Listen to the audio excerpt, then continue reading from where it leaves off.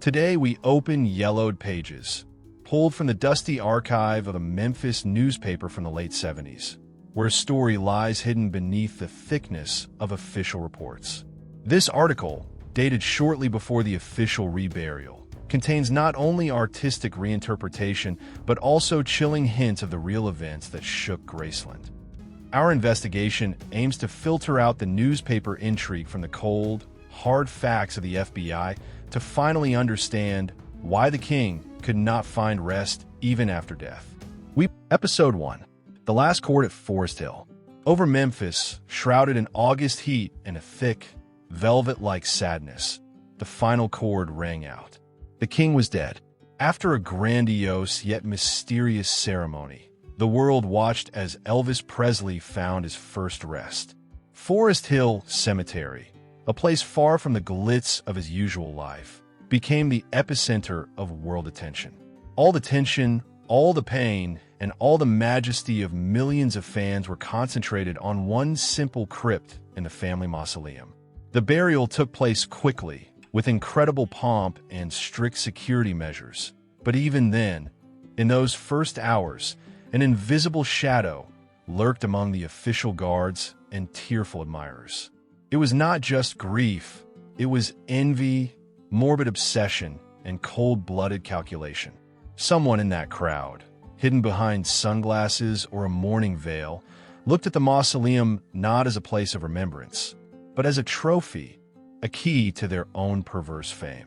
The police, exhausted from continuous shifts, recorded every movement, but could not catch the faint tremor in the air that foreshadowed disaster. Floodlights illuminated the granite, but they could not light up the dark corners of the human soul where a horrifying plan had already matured. The burial place itself, chosen hastily and for privacy, was both genius and vulnerable. It was too open to the world, too accessible to those who believed they had the right to own a part of the king, even his motionless body. In the night silence of Forest Hill, only the rustle of leaves and the invisible chime of time could be heard, counting down the last days of peace before this territory would become the scene of a crime that would shake all of America. Even the most experienced detective, had he been there, would have felt this electric atmosphere, this premonition of disaster, hidden behind the mask of general mourning. The crypt, which was supposed to be the final refuge, turned into a target. Investigation of Episode 1. Absolute Truth and Incredible Danger. Yes, Episode 1 is absolutely true in its key moments, and these historical facts add genuine, non-fictional intrigue to the story of Elvis Presley's final resting place. The king lay in the mausoleum on August 18, 1977, 2 days after his death. The king of rock and roll was indeed temporarily buried in a public mausoleum at Forest Hill Cemetery, Memphis. This hasty choice was forced. Graceland was a private residence at the time, and local rules did not permit burial. The Presley family was choosing between speed to satisfy millions of grieving fans and security, without time to arrange special permits. Fame became a deadly trap. The Presley family quickly realized the fatal mistake. Public access to the cemetery made it a target. Less than 2 weeks later, specifically on August 29, 1977, 3 men were arrested for trying to steal Elvis's body, or simply to break into the crypt to confirm he was truly dead. This criminal attempt was a red flag. The musical legend's body was in mortal danger. Although the story does not mention a shadow lurking in the crowd at the funeral, the threat was real and very close. The saving reburial, the incredible pressure and inevitable risk forced the family to act lightning fast. Elvis's father, Vernon Presley, obtained a special permit from the city authorities for reburial. Already by early October 1977, the remains of Elvis and his mother, Gladys, were secretly exhumed and moved to the safest place, the meditation garden at Graceland. This was the only way to ensure their privacy and protection, as Graceland had its own security and became private, consecrated ground, inaccessible to mass intrusion. Was it worth it? Was it a wise decision to bury the king in a public place? Given the scale of his fame, definitely not. It was a mistake caused by haste and grief. Elvis, who could not have private space even in life, deserved peace after death. Only the reburial at Graceland could give him and his family what they always sought: protection and eternal rest from the world's obsession.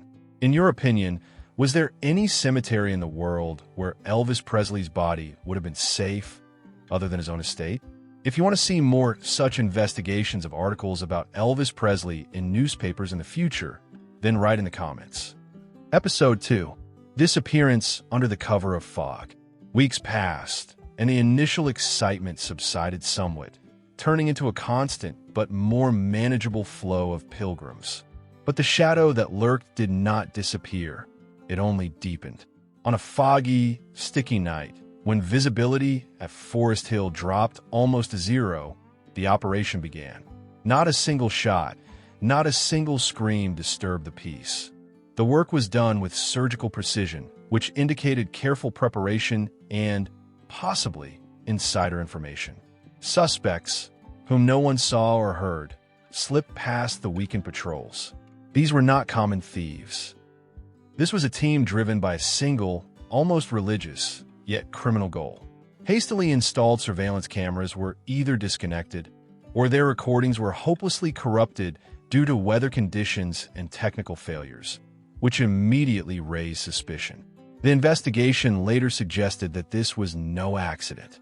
The mausoleum, although massive, proved unprepared for this kind of intrusion. The thieves worked quickly, quietly, leaving a minimum of traces, but those that remained were eerie. A broken lock mechanism, faint tool marks that testified to the use of professional equipment. Elvis Presley's body disappeared. When the guard discovered the breach at dawn, panic gripped not only Memphis but the entire world. This was not just a theft. It was a desecration, an act of supreme disrespect that demanded an immediate, unprecedented reaction. Detectives called to the scene faced an almost perfectly clean crime scene. The only clue was missing soil, small but significant traces of dirt leading away from the mausoleum, indicating hurried transportation. The operation was audacious, almost unthinkable, and the question immediately arose: who dared to take such a risk? And most importantly, why? Investigation of Episode 2. A nearly successful case. What is the price of betrayal? Yes, Episode 2 confirms the key, shocking details but reveals their true, less Hollywood mechanics. The attempt at a daring crime that shook the world did indeed happen on the night of August 29, 1977, just 11 days after the funeral. This was proof that the public burial at Forest Hill Cemetery was a catastrophic mistake. The myth of disappearance versus harsh reality. The criminals, a trio of Raymond Green, Eugene Nelson, and Ronnie Adkins, sought not fame, but ransom. However, the emphasis on disappearance is untrue. These men did not manage to move the king's body. Their operation was thwarted thanks to lightning-fast intervention. The plotline about surgical precision also collapses when we look at their amateurish plan. In reality, they planned to use explosives to break into the crypt. This was necessary due to the incredible strength and weight of Elvis's resting place. The king was buried in a specially made, extremely heavy copper casket costing over $10,000, which, by various estimates, weighed about 400 kilograms and required 8 pallbearers during the funeral. Even with explosives, extracting such a mass from the mausoleum, loading it into transport, and quietly driving it away would have been a task beyond their capabilities. Betrayal and the FBI trap.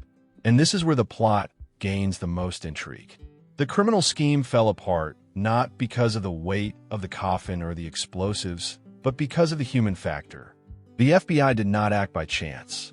They had an informant in the criminals' ranks. This informant, who may have been driven by their own motives, leaked the plan of the operation.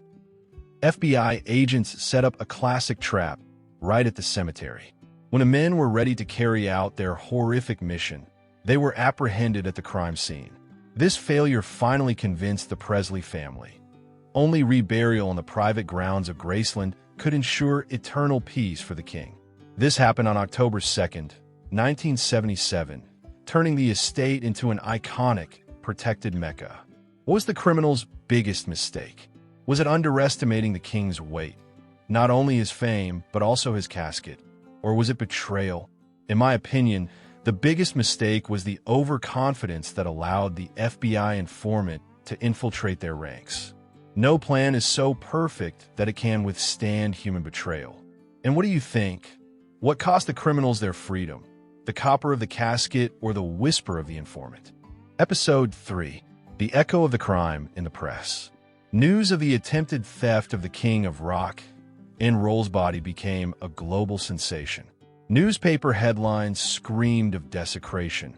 Fans fell into hysterics, and the press, like a pack of predators, descended upon Forest Hill. This was not just a criminal story. It was a psychological thriller that revealed the limits of human obsession. Telephones rang in Memphis police departments, offering absurd and valuable clues. Theories multiplied, from the revenge of former employees to an attempt at blackmail for millions of dollars. Detectives, led by an experienced captain, struggled to filter the informational noise. They understood that the real motive lay somewhere between morbid fan love and cold-blooded financial gain. A secret investigation was conducted, focusing on people who had access to the mausoleum during the funeral, as well as local criminal elements specializing in abductions. Investigators studied betting patterns and rumors in the surrounding areas, trying to find the source of the order for the kidnapping. Meanwhile, public pressure grew, and the Presley family found themselves under an unbearable burden. The concern was twofold: the security of the body and the need to quickly restore the violated peace. The situation demanded not just solving the crime, but also a decisive step that would once and for all secure Elvis's memory and physical remains. The media published a map of the cemetery, dissecting every move of the criminals, fueling the general panic, but at the same time, without realizing it, providing indirect evidence to the investigation through the publication of ransom demands. In these messages, transmitted through third parties, there was not only greed, but also a strange, almost poetic language of obsession. This was an alarm signal that the kidnapper considered himself not a criminal, but a savior or guardian. Investigation of Episode 3, Motive, Money, Goal, Panic. This section is indeed true to a high percentage, as you correctly noted. It reveals the true, cynical essence of the crime. The motive was pure financial calculation. $10 million, the price of the king. Historical sources fully confirm that the three unsuccessful kidnappers, Green, Nelson, and Adkins, planned to demand a whopping $10 million for the return of Elvis Presley's body. There was no eccentricity in this, just straightforward, brutal blackmail. The king of rock and roll, even dead, had an astronomical price. This figure in itself is staggering and underscores the degree of obsession that the figure of Elvis evoked. The amount of $10 million in 1977 was simply cosmic and would have devastated even the family's substantial fortune. Real panic and the recognition of the threat. The plot correctly emphasizes that most of the panic in the press and society was caused not by the kidnapping as such, since the FBI prevented it, but by the disclosure of the very fact that such a thing could happen. Only 11 days had passed since the king found his first temporary peace, and his body had already become the object of criminal bargaining. This was a slap in the face to the family and proof of their vulnerability. The news confirmed. Forest Hill, a public place, was no longer safe. The threat was so real that the attempted kidnapping became the actual catalyst. The high pressure under which the family found itself was inevitable. They had to act immediately to protect Elvis's ashes and ensure him a dignified private rest. It was this incident that led to the secret reburial on the grounds of Graceland in a meditation garden, which took place in October 1977. Hypothesis: would the family have paid? A key ethical question arises. Would the Presley family have paid the $10 million? My opinion, yes, most likely they would have paid. Although lawyers would probably advise against succumbing to blackmail. Vernon Presley, Elvis's father, was in deep grief and desperately trying to protect his son's memory and avoid an unbearable public scandal. In such situations, emotions and image outweigh financial expediency. The risk that the criminals could desecrate the body or sell information to the press was too high. And what do you think? Would Vernon Presley have been willing to give up the family fortune just to prevent the ultimate desecration of his king's final resting place? Episode 4. The cold logic of the investigation. The detective group, having collected fragments of evidence, focused on a single but convincing fact. The attempted kidnapping, despite its audacity, was unsuccessful. The body was found nearby, on the grounds of Forest Hill, abandoned in haste. This fact changed the entire logic of the investigation. If the goal was ransom, why abandon the most valuable asset? The investigation concluded that either the criminals were frightened off or their true goal was different, more symbolic and less financial. The main suspect was a former cemetery employee, fired shortly before Elvis's death, who had detailed knowledge of the security scheme and the mausoleum. His psychological profile matched that of an obsessed fan who wanted to return the king to himself. Parallel to this, FBI investigators discovered a series of strange phone calls made from a payphone in Memphis, in which an unknown person demanded not money, but recognition of Elvis's greatness and the removal of the shameful security. This confirmed the theory of a mentally unbalanced but organized lone wolf or a small group. A number of tools were seized, abandoned in a nearby forest park: crowbars, ropes, and a tarpaulin. Expert examination confirmed that the marks on the lock and the crypt were left by these tools. The police acted cautiously, understanding that any public step could provoke further danger. Instead of loud arrests, it was decided to create a fake surveillance network and spread disinformation about a successful operation. Investigation of Episode 4. Hollywood versus Reality. This section reveals how far the artistic embellishments in this case are from the truth. Episode 4 is untrue in all its dramatic twists. The myth of body discovery. The plot about finding the body nearby or investigating the motives of an obsessed fan is pure, though intriguing, fiction. In reality, the king's body never left the mausoleum at Forest Hill Cemetery. It was neither found nor abandoned somewhere on the outskirts of Memphis. The criminal operation was stopped by the FBI at the crime scene when the 3 unsuccessful kidnappers were just preparing for their horrific act. They did not even manage to breach the integrity of the heavy copper casket. Lightning-fast apprehension thanks to betrayal. The reality was much more straightforward, but no less tense. The operation was stopped almost immediately. There was no need to search for tools, track phone calls, or build complex fake surveillance networks. The informant played a key role. This person, whose name was involved in the investigation, leaked the complete plan to the FBI. Agents and local police acted with perfect knowledge of the time, place, and participants of the attack. They simply waited for the criminals. The trio was apprehended at the crime scene, with factual evidence of their intent. It was a classic, successful, caught red-handed operation that left the criminals no chance. Informant versus surveillance. What is more effective? Your question is key to understanding the work of special services. Would the FBI have a chance if they relied only on a fake surveillance network? Theoretically, there would be a chance. Police undercover operations can be successful through patience, analysis, and the ability to wait. However, a fake surveillance network would require enormous resources, time, and guarantee a high risk. What if the criminals changed their plan? What if they acted faster? Instead, the informant gives the greatest advantage: access to intentions. The informant allows one to know not only what the criminals are doing, but also what they are planning. This is a direct path to the heart of the conspiracy, ensuring surgical precision and minimal risk of failure. Conclusion. In cases of this magnitude, Where every minute matters and the risks to the public and the family are extreme, the informant is undoubtedly the most effective tool. It was precisely thanks to this betrayal among the criminals that Elvis's body remained untouched and later found its eternal rest. And what do you think? Did the criminals realize that the lack of surgical precision in their plan was a lesser problem than someone's infidelity? Episode 5. The family's verdict, Graceland. Although the attempted kidnapping physically failed, it had deep and irreversible consequences.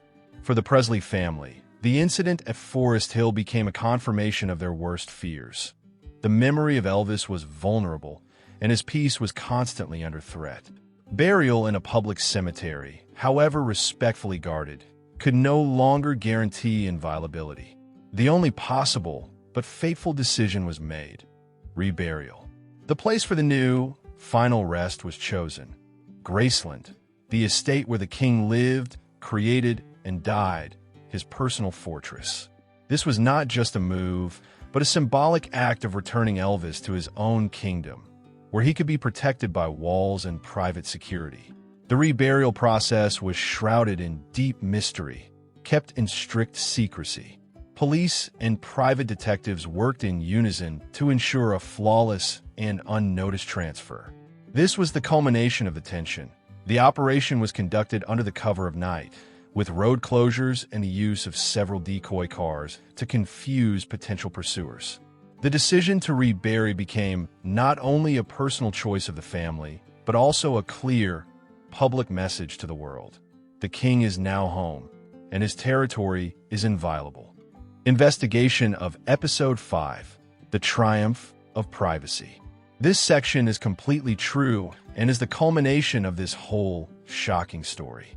There is no artistic invention in it, only cold historical necessity, which became the key to peace for the king of rock and roll. Reburial as the only way out. The historical facts are undeniable. The attempted body theft on the night of August 29, 1977, became the main and direct reason for the immediate reburial. The family realized Elvis's glorious memory made his dead body the most valuable and most vulnerable object in the world. Elvis's father, Vernon Presley, immediately began the process of obtaining a special permit. After several weeks of intense work with the city authorities of Memphis, he achieved his goal. October 2nd, 1977, returning home. This date became a turning point. On October 2nd, 1977, the remains of Elvis Presley and his mother, Gladys, were secretly moved from the public mausoleum of Forest Hill to their actual home, the meditation garden at Graceland. The transfer was not just an emotional gesture, but a vital security strategy. Only the private territory of Graceland, fenced, controlled, and under round-the-clock security, could guarantee constant protection from obsessed fans, thieves, or vandals. Symbolically, Elvis, who had no privacy in life, found his eternal rest only in his own estate, turning it into an impregnable fortress. Graceland ceased to be just a residence. It became a memorial and the last, most reliable sanctuary of the king. A key question arises: was reburial on private territory the only way to ensure the king's eternal peace? Given the circumstances of 1977, the answer is yes. Alternatives were either too expensive or too risky.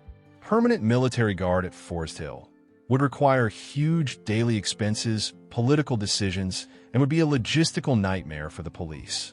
It would turn the cemetery into a permanent exclusion zone. Reburial in a more private, but still public place. Any other public cemetery or crypt would again become a target, only delaying the problem. Graceland provided a holistic solution: a high-wall, private, family-loyal security, lack of public access to the cemetery at that time, and, most importantly, the legal status of private property, which maximally complicated any penetration. Would Graceland exist today as an iconic tourist mecca if Elvis's body had remained at Forest Hill? Did this reburial not become the key to the king's legacy? Write your thoughts. Episode 6, The Iron Gate of Graceland. The reburial of Elvis and his mother, Gladys, on the grounds of Graceland marked the end of a tense period.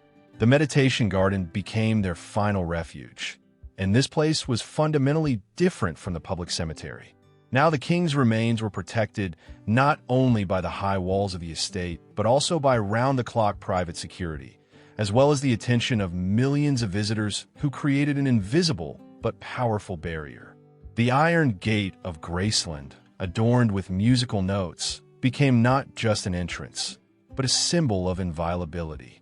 The investigation into the attempted theft at Forest Hill was officially terminated after a group of individuals who planned but failed to complete the operation was identified but not publicly named. They turned out to be a marginal group of obsessed fans, not professional criminals as initially thought. Their motive was psychological, not financial.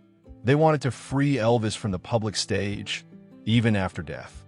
Although there were no public trials, the Memphis police received assurances that these individuals would no longer pose a threat. The story of the kidnapping remained in the archives as a strange, almost surreal episode that underscores the crazy nature of fame. Graceland, now the ultimate place of pilgrimage, turned into a permanent memorial honoring Elvis's memory, and its walls forever became his guard. Investigation of Episode 6, Last Piece and the Mystery of the Dropped Charges. This final section confirms the king's final destination, but reveals the most convoluted mystery of the entire story: the unexpected decision of justice. The final truth, the ultimate location, is absolutely true. After the attempted kidnapping, the remains of Elvis, as well as his mother Gladys, were moved to the meditation garden at Graceland on October 2, 1977. Later, his father Vernon and grandmother Minnie May Presley also found rest there. Graceland became the sacred, private tomb of the Presley dynasty.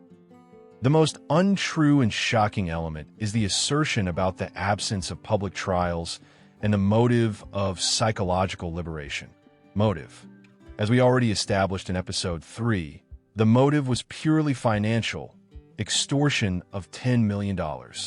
The investigation found no signs of psychological liberation from the criminals. The case closed. This is the biggest mystery.